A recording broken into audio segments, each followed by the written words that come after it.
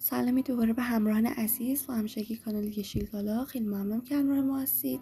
با ما باشید. امروز یکی از معرفی بهترین و میشه گفت خفن‌ترین و کاربردی ترین سنگ‌ها رو داریم.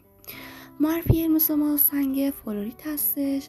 سنگ فلوریت علاوه بر داشتن ظاهر شفاف و شیشه‌ای مانندی که داره، میتونه کاربرد زیادی هم داشته باشه.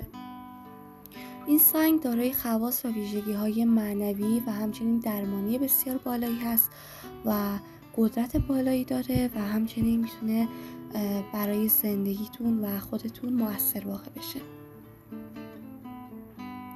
از جمله ویژگی‌هایی که این سنگ داره، یه سنگ آرامش بخش و خب سنگی که موقعیت‌ها و مکان‌هایی که باعث رنجش شما میشه، باعث میشه که شما دچار استرس بشین، اینا رو کاهش میده و همچنین برای کسانی که وسواس دارن بسیار مفید هستش. در واقع این سنگ دفع انرژی منفی و استرس رو انجام میده. خب دوستان، کاربرد دیگری این سنگ افزایش قدرت و تمرکز هستش.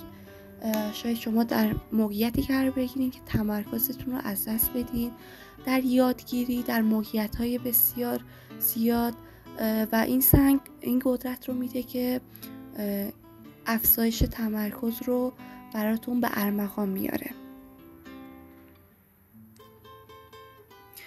از کاربرد دیگری این سنگ میشه گفت سنگی که برای مدیتیشن بسیار مفید هستش.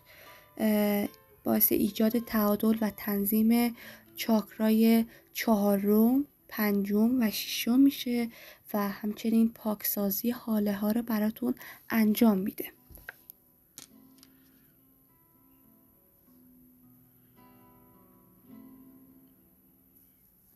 خب دوستان، سنگ فلوریت سنگی که گفتیم که خواص درمانی بالایی داره، علاوه بر خواص معنوی که داشت، درمانی بالایی هم داره.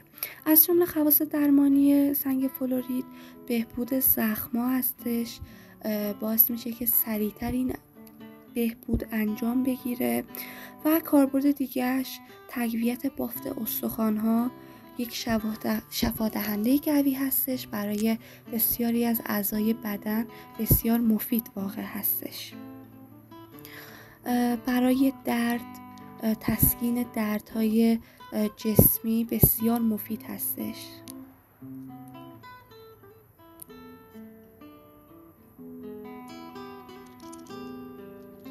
زخمایی که به صورت سطحی و حتی عمیق ایجاد میشن، اونا رو میتونه تسکین بده.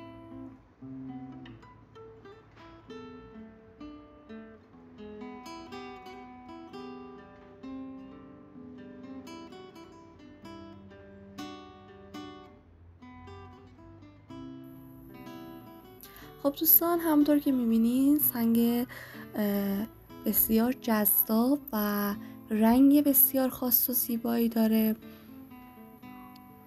این سنگ گفتیم که قدرت بالایی داره و برای سنگی که برای ماه‌های تولد مهر و بهمن و همچنین اسفند سنگ این ماه‌ها هستش و براشون تأثیر بالایی داره و قدرت بالایی به این متولدین میده.